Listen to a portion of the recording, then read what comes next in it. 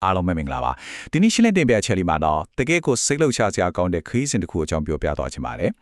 နေအောင်ချီစွမ်းရင်ဟာမက်ဆီနဲ့မမြင်နိုင်တဲ့သင်ငယ်လာတဲ့အတမ်လေးတွေကနေကဘာကြီးတစ်ခုလုံးကိုလွှမ်းခြုံနိုင်တဲ့အခြေခံအဆောက်အုံဖြစ်ဘလို့ပြောင်းလဲသွားမလဲဆိုတာလေ့လာကြည့်ကြပါမယ်။ချက်ကွာလာတဲ့ကအင်အားအကြီးဆုံးစွမ်းရင်ကိုဖမ်းယူဖို့ကျွန်တော်တို့ရဲ့နီးပညာတွေဘလောက်ထိတိုးတက်လာပြီလဲဆိုတာတကယ်ကိုအံ့တော်စရာပါပဲ။ကဲစားလိုက်ကြရအောင်။ စားထခြင်းပဲအန်ထောစရာကောင်းလွန်းတဲ့ကိန်းကနာတစ်ခုနဲ့စကြည့်အောင်ပါဒါရာဝတ်3,900တုံးထောင်ပ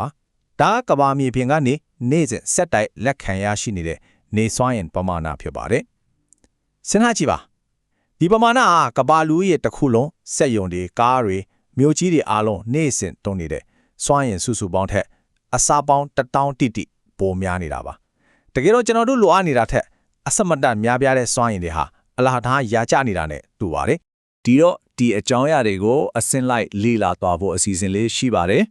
ပထမဆုံးအကန့်အတတ်မရှိတဲ့နေအောင်ကြည်စွမ်းရင်အလားအလာဒုတိယဆီလီကွန်ဆဲရဲ့အတွင်းပိုင်းဖော်စည်းပုံတတိယ electron တစ်ခုရဲ့ခရီးစဉ်တတောထဓာအားပေးစနစ်စီချဲထွင်ခြင်းပင်ကြမနေစွမ်းရင်ဆိုင်ရာအတားအဆီးတွေကိုကျော်လွှားခြင်းနဲ့နောက်ဆုံးကမ္ဘာအနာဂတ်ကိုစွမ်းရင်ပေးခြင်းဆိုပြီးအစဉ်စဉ်ပါကြပါမယ်အပိုင်းတဲ့အနေနဲ့အကန့်အတတ်မရှိတဲ့နီအောင်ချီစွမ်းရင်အလားလာကြောင်းဆက်လက်ကြရအောင်ဒီနေရာမှာမေးစရာတစ်ခုရှိလာပါတယ်တကဘာလုံးနီအောင်ချီစွမ်းရင်တစ်ခုတည်းကိုပဲအပြည့်ဝမိခိုအားထားဖို့ဆိုတာတကယ်တော့ဖြစ်နိုင်ပါမလား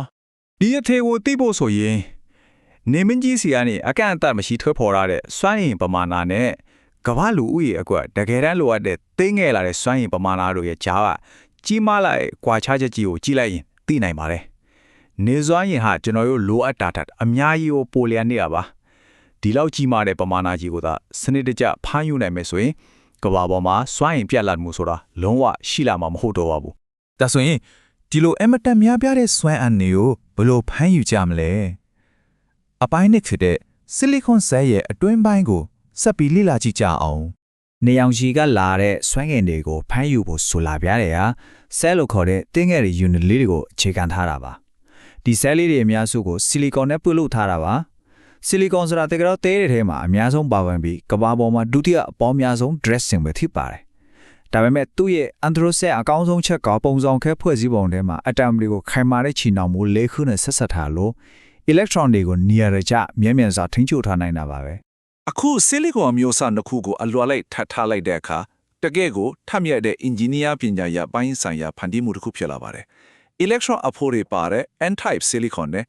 electron တွေဝင်နိုင်တဲ့အပေါက်လေးတွေပါတဲ့ p-type silicon တို့တွေ့ဆုံတဲ့ p-byte junction နေရာမှာလက်ရှိဆက်ကွေးတစ်ခုအလိုလျောက်ဖြစ်ပေါ်လာပါတယ်ဒီဆက်ကွင်းက electron တွေကိုတခြားဘက်ကိုပြတ်မသွားနိုင်အောင်တားဆီးပေးပါတယ်ဒါဟာဆက်စစ်စွမ်းရင်ထုတ်လုပ်ဖို့အခြေခံအကြောင်းဆုံးအဆင့်တစ်ခုပါပဲအပိုင်းတော့မှာတော့လူရှာတက်ဝင်နေတဲ့အပိုင်းကိုရောက်လာပါပြီဒါကတော့ electron တစ်ခုရဲ့စိတ်ဝင်စားစရာခီးစဉ်ပဲဖြစ်ပါတယ်နေအောင်ခြေထက်ကဖိုတုံလုခွာတဲ့အလင်းမှုန်လေးတစ်ခုဟာစွမ်းရည်အပြည့်ဝနဲ့ဆီလီကွန်ဆဲသူဝင်တိုက်လိုက်တဲ့အခါဒီခရီးစဉ်စတင်ပါတော့တယ်ဝင်တိုက်လိုက်တဲ့အရှိန်ကြောင့် electron တစ်ခုဟာသူ့နေရာကနေလွတ်ထွက်သွားပြီးအပေါက်လေးတစ်ခုကျန်ခဲ့ပါတယ်ဒီအချိန်မှာစောစောကပြောခဲ့တဲ့လစ်စစ်ဆက်ကွင်းကြောင့် electron ဟာ n-type ဘက်ကိုအလိုလျောက်ဆွဲယူခံရပါတယ်အဲ့ဒီကနေတစင်ပြင်ပပတ်လန်းတဲ့ကိုရောက်သွားပြီးမိကြီးတလုံးကိုလင်းစေတာမျိုးစလက်လက်စစ်ပစ္စည်းတွေကိုအလုပ်လုပ်စေပါတယ်ဒါဟာမျက်စိနဲ့မမြင်ရတဲ့တင်းငယ်လာတဲ့ electron လေးတွေအမခံစွမ်းဆောင်ရည်ပါပဲ electron ဟာပြင်ပပတ်လန်းမှာသူ့ရဲ့တာဝန်ကိုထမ်းဆောင်ပြီးသားနဲ့နောက်ကျောဘက်ကအလူမီနီယံပြားကနေတဆင့်သူ့ရဲ့မူလနေရာကိုအန်ဒီရဲ့ကင်းကင်းနဲ့ပြန်လည်ရောက်ရှိသွားပါတယ်ဒီလုပ်ငန်းစဉ်တစ်ခုလုံးမှာရွှေလျားနေတဲ့အစိပ်ပေါင်းစလို့ဒီ electron လေးတွေပဲရှိတာပါစပီစီလိုပွတ်တိုင်မှုကြောင့်ပုံပြပစ္စည်းသွားမယ့်အရာလုံးဝမရှိပါဘူးဒါကြောင့်မလို့ဒီစစ်နစ်ဟာဆက်စုနှစ်များစွာတိုင်အောင်ခံနိုင်ရရှိတဲ့အလုံးခိုင်မာတဲ့စစ်နစ်တစ်ခုဖြစ်တယ်ဆိုတာသတိပြုစရာပါပဲကဲအပိုင်းလေးဒါဘေးစနစ်စီချက်အထွင်ချင်းကိုဆက်သွားကြပါမယ်ဒီလိုတင်းငယ်တဲ့အတမ်လှရှားမှုလေးတွေကနေလက်တွေ့အသုံးဝင်မဲ့စွမ်းရည်တွေဘယ်လိုဖြစ်လာတယ်လဲကြည့်အောင် electron လေးတွေရဲ့လှရှားမှုကနေထွက်လာတဲ့ cell တစ်ခုရဲ့ volt အားက 1.5 volt လောက်တာရှိပါတယ်တော်တော်လေးနည်းလဲမလားဒါပေမဲ့ဒီ cell လေး12ခုလောက်ကိုစနစ်တကျပေါင်းလိုက်တဲ့အခါလက်ကင်ဖုန်းတစ်လုံးကိုကောင်းကောင်းအားသွင်းနိုင်တဲ့အဆင့်ရောက်လာပါတယ်ထပ်ပြီးတော့အဲ့ဒီ cell လေးတွေကို module တွေအဖြစ်များပြားချိတ်ဆက်တည်ဆောက်လိုက်တဲ့အခါမှာတော့အိမ်တအိမ်လုံးကိုလုံလောက်တဲ့စွမ်းရည်ပေးနိုင်တဲ့အထိအန်တော်စရာကောင်းလောက်အောင်အကျိုးသက်ရောက်မှုကြီးမားတော့ပါတယ်အသေးဖွဲလေးတွေပေါင်းစုပြီးကြီးမားတဲ့ညာဖြစ်လာတာပါဒါမဲ့အရာရာတိုင်းမှာအခက်အခဲဆိုတာရှိစမြဲပါအပိုင်းကားအနေနဲ့နေစွမ်းအင်ဆိုင်ရာအတားအဆီးတွေကိုကြော်လွှားချင်အောင်လေ့လာကြည့်ကြရအောင် နေအောင်ကြီးစွမ်းရည်ကိုအပြုံပြတဲ့အခါဆဲကိုယ်တိုင်ရဲ့စွမ်းရည်ပြောင်းလဲနိုင်ဖို့စွမ်းရည်အားကြီးမားတဲ့အတားအဆီးတစ်ခုဖြစ်နေစေပါလက်ရှိစီးပွားရေးထုတ်လုပ်နေတဲ့စနစ်တွေမှာစွမ်းရည်က15%ကနေ20%ဝန်းကျင်ပဲရှိပါတယ်အစမ်းတဘောအမြင့်ဆုံးလှုပ်ဆောင်နိုင်မှုဆိုရင်တော့46%ပါပဲကျန်တဲ့ရာခိုင်နှုန်းများစုကတော့ညောင်ကြီးရောင်ပြန်ဟတ်သွားတာဒါမှမဟုတ် electron တွေပြင်ပပတ်လန်းကိုမရောက်ခင်အတွင်းကအပေါက်လေးတွေထဲပြန်ကျသွားတာမျိုးတွေကြောင့်အလဟားဆဆုံးရှုံးသွားရပါတယ်ဒီဆုံးရှုံးမှုတွေကို short ချနိုင်ဖို့တစ်ပြန်ပြရရှင်တွေကြိုးပမ်းနေစေဖြစ်ပါတယ်ဒါအပြင်နောက်ထပ်အရေးကြီးတဲ့ရုပ်ပိုင်းဆိုင်ရာနဲ့မူလျော်သားဆိုင်ရာအခက်အခဲတွေလည်းရှိနေပါသေးတယ်နေအောင်ကြီးစွမ်းရည်ဟာကဘာပေါ်မှာနေရာတိုင်းအချိုးအစားညီညီရရှိတာမဟုတ်ပါဘူးမိုးရွာတဲ့နေ့တွေတိမ်ထူတဲ့နေ့တွေမှာဆိုရင်စွမ်းအင်ရရှိမှုကတိတိတာတာလျော့ကျသွားတတ်ပြီး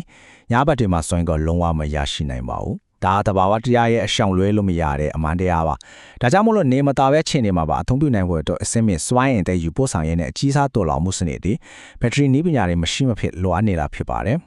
နောက်ဆုံးအပိုင်းအနေနဲ့အပိုင်း6ကမ္ဘာအနာဂတ်ကိုစွမ်းနေပေးခြင်းအကြောင်းပြောကြပါမယ်ဒီ system တွေကိုကမ္ဘာကြီးတစ်ခုလုံးအတွက်လုံလောက်အောင်ဘလို့တိစောက်ကြမလဲကမ္ဘာကြီးတစ်ခုလုံးအတွက်လုံလောက်တဲ့နေစွမ်းရင်ထိုးလို့ဖို့ဆိုရင်စတူရန်မိုင်တောင်းကနန်းကနေဒိန်းကနန်းအထိကျယ်ဝန်းတဲ့နေရာတွေလိုအပ်ပါတယ်ဒီလိုပြောလိုက်ရင်အင်မတန်မှကြီးမားကျယ်ပြန့်လွန်းလို့မခင်နိုင်ဘူးလို့ထင်ရှားရှိပါတယ်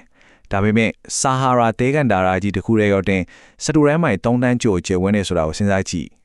ဒီလိုလူထုကိမဲ့ပြီးနေအောင်ချီအပြည့်ဝရတဲ့ကန်ဒါရာကြီးတွေအစိပ်ပိုင်းလေးတစ်ခုကိုအထုံးမြုံယုံနေတင်ကမာကြီးတစ်ခုလုံးအတွက်လိုအပ်တဲ့နေစွမ်းရည်အခြေခံအဆောင်အောင်တွေတိစောက်ဖို့နေရာအလုံးလောက်ရှိနေပါတယ်ကမ္ဘာလုံးအတိုင်းအတာနဲ့ကြည်ရင်မတူညီတဲ့ကမ္ဘာနှစ်ခုရဲ့အခြေအနေကိုတွေ့ရမှာပါတစ်ဖက်မှာလက်စစ်မီးမရရှိသေးတဲ့လူဦးရေ1ဘီလီယံလောက်ရှိတဲ့နေအောင်ချီကောင်းစွာရတဲ့ဖွံ့ဖြိုးစတဲ့ဒေသတွေရှိပါတယ်အဲ့ဒီနေရာတွေမှာနေစွမ်းရည်ကအီလန်စီတဲ့ပိုတက်သားပြီးဘေးကင်းတဲ့ပြည်သူတွေရဲ့ဘဝကိုချက်ချင်းဆိုသလိုပြောင်းလဲပေးနေတဲ့အကျိုးတရားမှုရှိနေပြီဖြစ်ပါတယ်နောက်တစ်ဖက်မှာတော့ Seattle ဖင်လန်နိုင်ငံတို့လိုနေအောင်ကြီးရရှိမှုနဲ့ပါပြီးတိမ်ထူထပ်တဲ့မြောက်ပိုင်းဒေသတွေရှိနေပြီးအဲ့ဒီနေရာတွေမှာတော့နေစွမ်းရည်ကိုအပီဝါမိခိုနိုင်ဖို့အချိန်ပိုယူရအောင်မဲ့လက်တွေ့အခြေအနေတွေရှိနေပါတယ်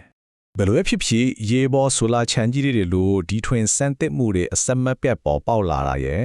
ဒီပညာတိုးတက်လာတာနဲ့များကုန်ကြစိတ်တွေအစမတန်ကျဆင်းလာတာရဲ့ကြောင့်ကဘာကြီးတစ်ခုလုံးနေအောင်ချီစွမ်းရင်တစ်ခုတည်းနဲ့ဘယ်တော့လဲပတ်နိုင်မလဲဆိုရယ်မိခွန်းအတွက်အဖြေအားတိတ်မဝေတော့ဘူးဆိုတာသိကြပါတယ်ဒီအကြောင်းရလျက်နဲ့ကျွန်တော်တို့အနာဂတ်စွမ်းရင်ကဏ္ဍနဲ့ပတ်သက်ပြီးစဉ်းစားစရာတွေအများကြီးရရှိသွားမှာလို့မျှော်လင့်ပါတယ်